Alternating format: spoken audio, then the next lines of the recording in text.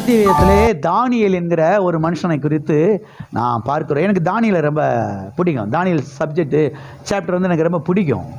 ரொம்ப அற்புதமான ஒரு சப்ஜெக்ட் பாருங்க.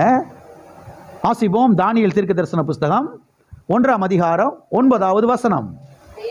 தேவன் தானியேலுக்கு பிரதானிகளின் தலைவனிடத்தில் தயவும் இரக்கமும் கிடைக்கும்படி செய்தார். தேவன் தானியேலுக்கு யாருடைய கண்களிலே தயவும் இரக்கமும் கிடைக்க செய்தார்? பிரதானிகளின் தலைவனிடத்திலே. பிரதானிகள்லாம் இருக்கிறாங்க, அவங்களே பெரிய பெரிய ஆபீசர், அவங்களுக்கெல்லாம் ஒரு தலைவன். அந்த தலைவனுடைய கண்களில் தயவும் இரக்கமும் கிடைக்க செய்தார் என்று இங்கே நாம் பார்க்கிறோம். தேவன் தானியேலுக்கு எதை கிடைக்க செய்தார்? தயவும் இரக்கமும். எல்லாம் சொல்லுங்க. தயவும் இரக்கமும், தயவும் இரக்கமும். யாரிடத்துல கிடைக்க செய்தார்? பிரதானிகளின் தலைவன். பிரதானினாவே பெரிய ஒரு போஸ்டிங். அதுக்கு மேல அவங்களுக்கெல்லாம் ஒரு தலைவன், ஒரு ஆபீசர், ஒரு அதிகாரி. யார் இந்த பிரதானி? பாபிலோன் அரசாங்கத்தின் அரசு அதிகாரி. என்ன அதிகாரி? அரசு அதிகாரி. அது மாத்திரமல்ல, இந்த தானியேல் யார் என்றால் அதை நீங்க புரிஞ்சுக்கிறணும். பிரதானி யாரு? பாபிலோன் அரசாங்கத்தினுடைய அதிகாரி. தானியேல் யாரு? தானியேல் வந்து இந்த பாபிலோன் தேசத்திலேயே பிறந்து வளர்ந்த ஒரு குடிமகன் கிடையாது. இவன் இஸ்ரவேல் தேசத்தை சேர்ந்தவன். அடிமையாக கொண்டு வரப்பட்டிருக்கிறார்கள். இஸ்ரவேல் மக்கள் அடிமைகளாக கொண்டு வரப்பட்டிருக்கிறார்கள். அடிமைகளாய் கொண்டு வரப்பட்ட அந்த இஸ்ரவேல் ஜனங்களில் ஒருத்தன் யாரு? தானியேல். இங்கே 70 வருஷம் 80 வருஷம் அடிமைகளாய் இருக்க போகிறார்கள். ஆகவே இப்படிப்பட்டவனுக்கு கர்த்தர் பாருங்க இரக்கம் கிடைக்க செய்தார் என்பதை இங்கே நாம் பார்க்கிறோம். ஒரு அந்நிய தேசம், நல்லா கவனிக்கணும் நீங்க. ஒரு அந்நிய தேசம், அந்நிய லாங்குவேஜ், அந்நிய கலாச்சாரம், அந்நிய உணவு முறைகள் எல்லாமே வேறங்க. டோட்டலா இவன் வளர்ந்த விதமே வேற, இவன் வளர்ந்த சூழலே வேற. புரியுதா உங்களுக்கு? இவங்க சில வித்தியாசமாக ட்ரெஸ் போடுவாங்க, இவங்க வித்தியாசமாக உணவுகளை சாப்பிடுவாங்க, சில உணவுகளை சாப்பிட மாட்டாங்க. கர்த்தரே அவங்களுக்கு என்ன செஞ்சிருக்கிறாரு? மோசையின் மூலம் கட்டளையிட்டு இருக்கிறாரு. இவங்களுடைய கலாச்சாரம் எல்லாமே டோட்டல் டிஃப்ரெண்ட்டு. இவன் வித்தியாசமான ஒரு சூழ்நிலையில் வந்து வைக்கப்படுகிறான் அடிமையாக. அடிமைன்னா சொன்ன பேச்ச கேட்கணும், அவ்வளோதான். இல்லைன்னா கழுத்து, அவ்வளோதான், போட்டு தள்ளிடுவாங்க. இங்கே வந்து தேவையில்லாதெல்லாம் பேச முடியாது. சாப்பிடுனா சாப்பிட்டு கொடுக்குற சாப்பாடு, அவ்வளோதான். ஆனால் அந்த மனுஷன் போய் பேசுகிறான். கர்த்தர் தயவும் இரக்கமும் கிடைக்க செய்தார். ஒரு அரசு அதிகாரியிடத்திலே, அதைத்தான் நான் சொல்ல வரேன். ஒரு அரசு அதிகாரியின் இடத்திலே, ஒரு கவர்மெண்ட் ஆபீசருடைய கண்களிலே, ஒரு கவர்மெண்ட் ஆபீசருடைய கண்களிலே தானியேலுக்கு தயவும் இரக்கமும் கிடைக்க செய்தார்.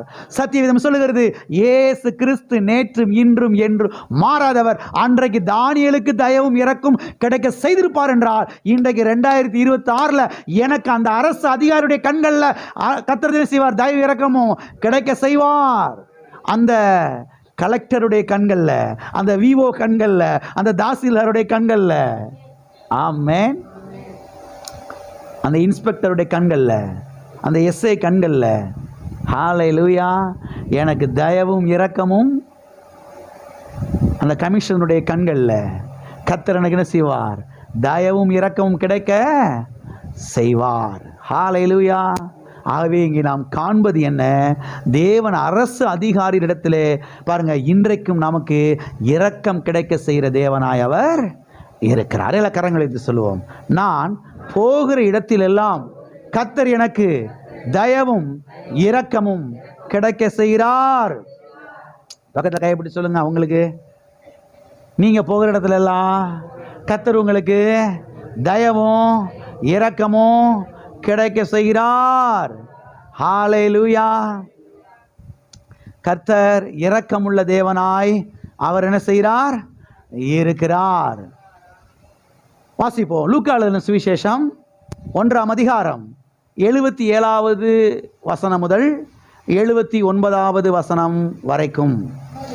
நமது தேவனுடைய உருக்கமான இரக்கத்தினாலே தம்முடைய ஜனத்துக்கு பாவ மன்னிப்பாகிய ரட்சிப்பை தெரியப்படுத்தவும், அவருக்கு முன்னாக நடந்து போவாய் அந்தகாரத்திலும் மரண இருளிலும் உட்கார்ந்திருக்கிறவர்களுக்கு வெளிச்சம் தரவும், நம்முடைய கால்களை சமாதானத்தின் வழியிலே நடத்தவும், இரக்கத்தினாலே உன்னதத்திலிருந்து தோன்றிய அருணோதயம் நம்மை சந்தித்திருக்கிறது என்றான். இங்கே சகரியா என்கிற ஆசாரியன் பரிசுத்த ஆவியானவராலே நிரப்பப்பட்டு அவன் தீர்க்க தரிசனம் உரைக்கிறான். என்ன தீர்க்க தரிசனம் உரைக்கிறான் என்றால், தேவனுடைய உருக்கமான இரக்கத்தினாலே தான் பாவ மன்னிப்பாகிய ரட்சிப்பு நமக்கு உண்டாயிருக்கிறது என்று தீர்க்க தரிசனம் உரைக்கிறான். தேவ இரக்கத்தினாலே தான் அந்தகாரத்திலும் மரண இருளிலும் உட்கார்ந்திருக்கிற ஜனங்களுக்கு வெளிச்சம் உதித்தது என்று தீர்க்க தரிசனம் உரைக்கிறான். தேவன் தம்முடைய இரக்கத்தினாலே தான், தேவனுடைய உருக்கமான இரக்கத்தினாலே தான் நம்முடைய கால்களை சமாதானத்தின் வழியிலே அவர் நடத்துகிறார் என்று தீர்க்க தரிசனம் உரைக்கிறான். தேவனுடைய இரக்கத்தினாலே தான் அருணோதயம் என்று சொன்னால் சூரிய உதயம் என்று அர்த்தம். சூரிய உதயம் இங்கே யாரை குறிக்கிறது? ஆண்டவராகிய இயேசு கிறிஸ்துவை குறிக்கிறது. அவருடைய நாமத்துக்கு பயந்திருக்கிறவர்கள் மேல் நீதியின் சூரியன் உதிக்கும், அதன் செட்டைகளின் கீழ் ஆரோக்கியம் இருக்கும், நீங்கள் புறப்பட்டு போய் கொழுத்த கன்றுகளைப் போல வளர்வீர்கள் என்று மல்கியா தீர்க்க தரிசன புஸ்தகத்திலே நாம் வாசிக்கிறோம். அந்த சூரிய உதயம், அந்த அருணோதயம் ஆண்டவராய் இயேசு கிறிஸ்துவுக்கு அடையாளமாய் இங்கே சொல்லப்பட்டிருக்கிறது.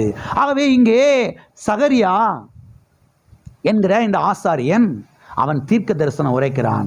ஆகவே இங்கே நாம் காண்பது என்னவென்றால், தேவனுடைய உருக்கமான இரக்கம்தான் நமக்கு பாவ மன்னிப்பை என்ன செய்திருக்கிறது? தந்திருக்கிறது. தேவனுடைய உருக்கமான இரக்கம்தான் நமக்கு வேண்டிய எல்லாவற்றையும் என்ன செய்திருக்கிறது?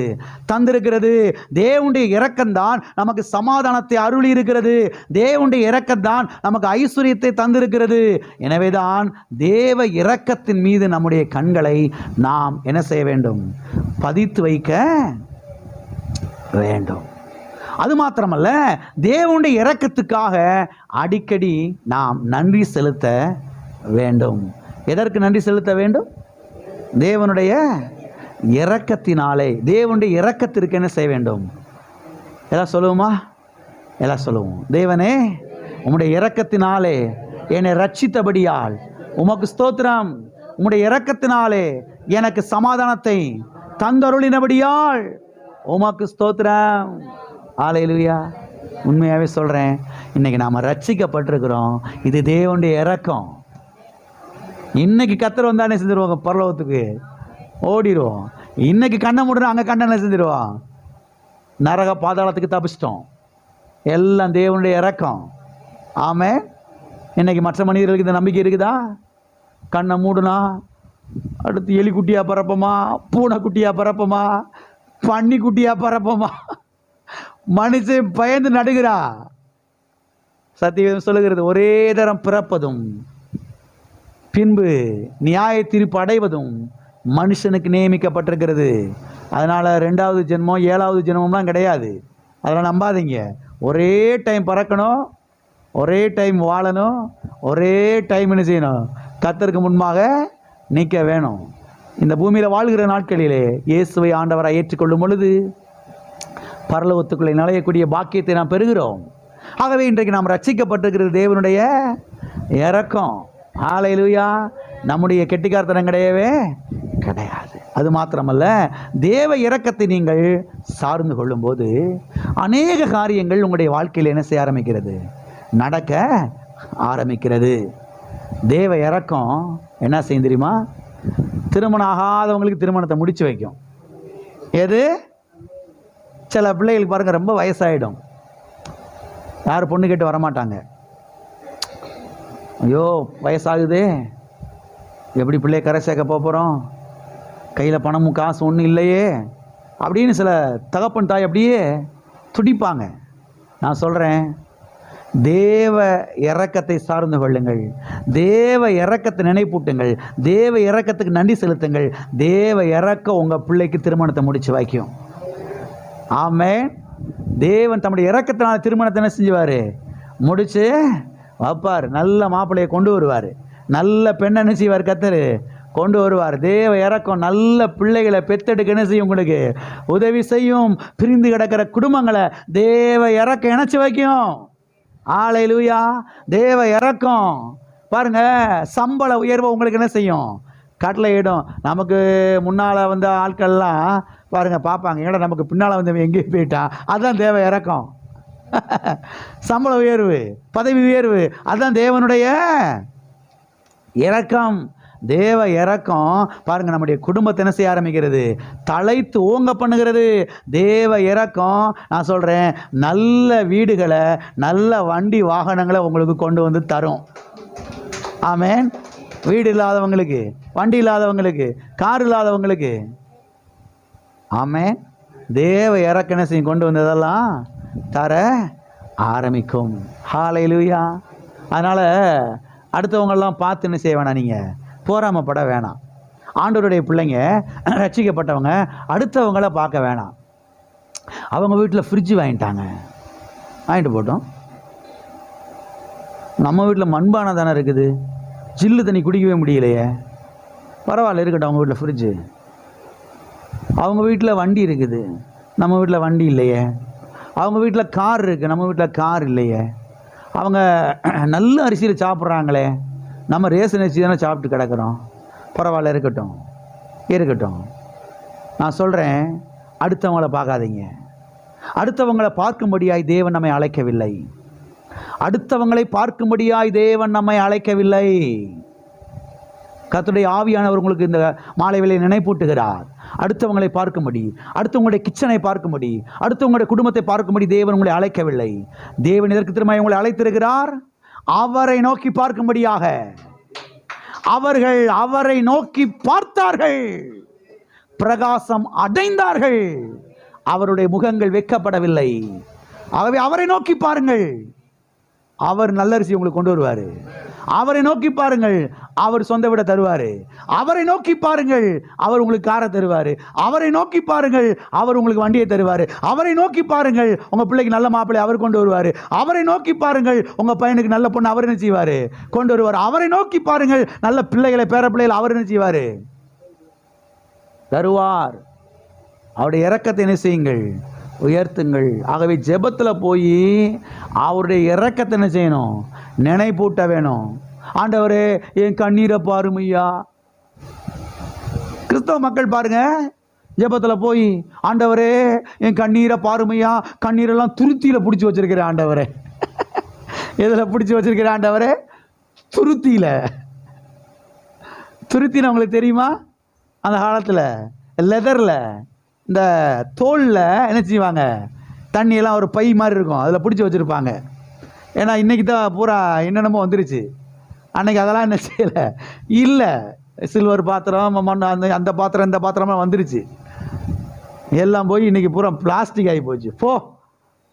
பிளாஸ்டிக் வாடையிலே பாதி பேத்துக்கு ஹார்ட் பிரச்சனை வந்துருச்சு. போய் சொல்லலைங்க, அதான் உண்மை. மண்பானையில் குடிச்சவங்கலாம் பிழைச்சிக்கிட்டாங்க. பிளாஸ்டிக்கில் ஊற்றி வச்சு குடிச்சவங்க பூரா அந்த பிளாஸ்டிக் வாடை பூரா உள்ளே போய் அதுவே பாதி போட்டுச்சு. சரி, அது இருக்கட்டும், எல்லோரும் நல்லா கவனிங்க. அந்த துருத்தியில் தண்ணியை பிடிச்சி வைப்பாங்க அந்த காலத்தில். இதுக்கு பைபிள் ஒரு வசனத்தை நிறுத்திக்கிடுவாங்க, அவங்க எடுத்துக்கிடுவாங்க நம்ம மக்கள். ஆண்டவரே என் கண்ணீரெல்லாம் துருத்தியில் நான் பிடித்து வைத்திருக்கிறேன் ஆண்டவரே, 2 படி தண்ணீர் ஆண்டவரே, நீர் பாரும் ஆண்டவரே, என் கண்ணீரை பார்த்து எனக்கு பதில் தாங்க ஆண்டவரே. கர்த்தர் சொல்றாரு, உன் கண்ணீரை பார்த்து நான் பதில் தர்றது கிடையாது, இயேசு கிறிஸ்துவின் கல்வாரியை பார்த்து உனக்கு நான் பதில் தருகிறேன். ஆகவே ஜெபத்துல உன் கண்ணீரை காட்டாத, இயேசு கிறிஸ்துவின் பாடுகளை எனக்கு நினைப்பூட்டு. அவர் சிலுவையிலே பட்ட பாடுகளை, அவர் கல்வாரி சிலுவையில் சிந்தின ரத்தத்தை, அவர் கொடுத்த விளைக்கரையத்தை எனக்கு நினைப்பூட்டு. பதிலை வாங்கிட்டு போய்கிட்டே இரு. ஆண்டவரே, என் கண்ணீரை பாருமையா, என் முழங்காலை பாருமா ஆண்டவரே, என் முழங்காலெல்லாம் தேஞ்சு போச்சு ஆண்டவரே, ஒட்டக முழங்கால் மாதிரி ஆயிடுச்சு ஆண்டவரே, என் கண்ணெல்லாம் குழி விழுந்து போய் விட்டது ஆண்டவரே. இது வரைக்கும் பதில் வராமல் போனதுக்கு காரணம் அதுதான். நம்ம கண்ணீர் ஆண்டவர்கிட்ட காமிக்கிறது. ஆண்டவரே, உபவாசத்தை பாங்க, என் மொட்டியை பாருங்க ஆண்டவரே,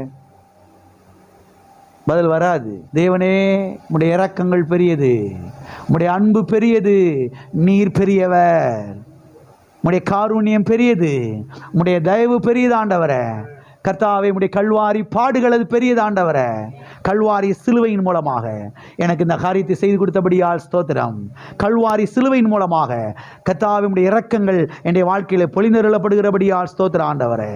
ஆகவே நம்முடைய கண்ணீரை குறித்து மேன்மை பாராட்டக்கூடாது, அவருடைய இரக்கத்தை குறித்து, அவருடைய இரத்தத்தை குறித்து மேன்மை பாராட்ட வேண்டும். நான் சொல்றேன், ஜெபத்துக்கு துரிதமாய் பதில் வரும். அவர் நாமம் எல் ரேச்சும், அவர் இரக்கங்களின் தேவனாய் இருக்கிறார். ஹல்லேலூயா. எல்லாரும் எழுப்பி நிற்போம், நாம் ஜெபிப்போம். ஆண்டவரே, உம்முடைய இரக்கங்கள் பெரியதுப்பா. எல்லாரும் உலகத்தில் கண்ணீர் சிந்துறாங்க, உண்மைதான். ஆனால் அதை பார்த்து நீர் பதில் தருகிற தேவன் அல்ல. நீர் இரக்கமுள்ள தேவனாய் இருக்கிறபடி நாளை பதில் தருகிறீர். கல்வாரியை பார்த்து, சிலுவையை பார்த்து, அங்கே சிந்தின இரத்தத்தை பார்த்து பிதாவாகிய தேவனே, நீர் பதில் தருகிறீர். இயேசு கிறிஸ்துவின் ரத்தம், இயேசு கிறிஸ்துவின் கல்வாரி பாடுகள், இயேசு கிறிஸ்து சிலுவையிலே பட்ட பாடுகள், அவர் கொடுத்த விளைக்கிரயம், அவர் கல்வாரி சிலுவையிலே கதறினாரே, அந்த கதறல், அதன் மூலமா எனக்கு பதில் தருகிறீர்ப்பா. அதன் மூலமா என் குடும்பத்தை வாழ வைக்கிறீர், என் பிள்ளைகளை வாழ வைக்கிறீர். 1000 தலைமுறைக்கும் பதில் இரக்கத்தை காண்பிக்கிற தேவனாய் இருக்கிறீர். தானியேலுக்கு தயவும் இரக்கம் கிடைக்க செய்த தேவனே, பார்வோனுடைய குமாரத்தினுடைய இருதயத்திலே இரக்கத்தை கட்டளையிட்ட தேவனே, ஸ்தோத்திரம் ஆண்டவரே. அரசு அதிகாரிகளுடைய கண்களிலே தயவு கிடைக்க செய்கிறீர், இரக்கம் கிடைக்க செய்கிறீர் ஆண்டவரே. என் பிள்ளை உம்முடைய இரக்கத்தினாலே வாழ வைக்கிறீர், உம்முடைய இரக்கத்தினாலே என் பிள்ளையை குணமாக்குகிறீர் ஆண்டவரே. அந்த வியாதி கிருமி செத்து போனபடியால் ஸ்தோத்திரம். ஹல்லேலூயா. உம்முடைய இரக்கங்கள் என் பிள்ளையை வாழ வைத்ததுக்காய் நன்றி. உம்முடைய இரக்கங்கள் திருமணத்தை முடித்து வைத்ததுக்காய் நன்றி. உம்முடைய இரக்கங்கள் நல்ல மாப்பிள்ளை நல்ல பொண்ணை கொண்டு வந்ததுக்காய் ஸ்தோத்திரம். உம்முடைய இரக்கங்கள் என் பிள்ளைகளுக்கு நல்ல பிள்ளைகளை கொடுத்ததுக்காய் ஸ்தோத்திரம் ஆண்டவரே. ஹல்லேலூயா, ஹல்லேலூயா. ஸ்தோத்திரம் ஆண்டவரே. நாங்கள் இன்றைக்கு ரட்சிக்கப்பட்டது எங்கள் திறமை அல்ல, உம்முடைய இரக்கம். உம்முடைய இரக்கம் ஆண்டவரே. ஒரு நாள் எங்கள் கண்ணீரை நாங்கள் தூக்க மாட்டோம். உம்முடைய கல்வாரியை நாங்கள் உயர்த்துகிறோம், உம்முடைய கல்வாரியை உயர்த்துகிறோம். நானும் நம்முடைய கர்த்தராகிய இயேசு கிறிஸ்துவின் சிலுவையை குறித்தே அல்லாமல் வேறு ஒன்றை குறித்து மேன்மை பாராட்டாது இருப்பேனாக. வேற எதையும் குறித்து நான் மேன்மை பாராட்ட மாட்டேன். என் முழங்காலு, என் கண்ணீர், என் அழுக, என் கதறல், என் உபவாசத்தை குறித்து மேன்மை பாராட்ட மாட்டேன். இயேசுவை குறித்து மேன்மை பாராட்டுகிறேன், இயேசுவை குறித்து மேன்மை பாராட்டுகிறேன், இயேசுவை குறித்து மேன்மை பாராட்டுகிறேன். பிதாவே, இயேசு நாமத்தில் உம்முடைய சமூகத்தில் நாங்கள் வருகிறோம். ஆசீர்வதிக்கப்பட்ட அந்த வேலைக்காய் நன்றி. தேவனே, ஸ்தோத்திரம் ஆண்டவரே, ஸ்தோத்திரம் ஆண்டவரே. உம்மை துதிக்கிறோம். வந்திருக்கிற ஒவ்வொரு பிள்ளையுடைய வாழ்க்கையிலே உம்முடைய இரக்கங்கள் வேலை செய்யட்டும் ஆண்டவரே. எல் ரேச்சுமே, உம்முடைய இரக்கங்கள் வேலை செய்வதாக, உம்முடைய இரக்கங்கள் பிள்ளைகளை வாழ வைப்பதாக, உம்முடைய இரக்கங்கள் பாதுகாப்பதாக, உம்முடைய இரக்கங்கள் பிள்ளைகளை தூக்கி எடுப்பதாக. இந்த இரக்கத்தினாலே பிள்ளைகளை சுகமாக்கி பாதுகாத்து நடத்துகிறீர். அதற்காய் ஸ்தோத்திரம். இயேசு நாமத்தில் பிதாவே. என் ஆத்துமாவே கர்த்தரை ஸ்தோத்திரி, என் ஆத்துமாவே கர்த்தரை ஸ்தோத்திரி. கர்த்தர் செய்த சகல உபகாரங்களையும் மறவாதே. நம்முடைய கர்த்தராகிய இயேசு கிறிஸ்துவின் கிருபையும் பிதாவாகிய தேவனுடைய அன்பும் பரிசுத்த ஆவியானவருடைய ஐக்கியமும் இப்போதும் எப்போதும் நாம் அனைவரோடும் கூட சதா காலங்களிலும் இருப்பதாக.